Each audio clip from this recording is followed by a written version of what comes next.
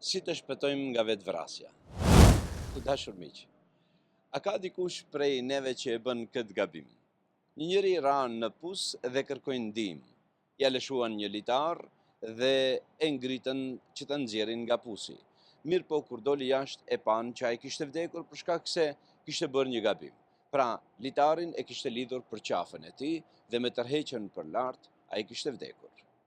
Kjo është e njëjta sikur dikush prej neve të jetë në mërzi, të jetë në hall, të jetë në probleme dhe të mundohet probleme të zgjidh me probleme, dhe të mundohet probleme të zgjidh me harame, dhe të mundohet probleme të zgjidh me të këqija, gjëra të cilat nuk i bëjnë mirë shpirtit të tij.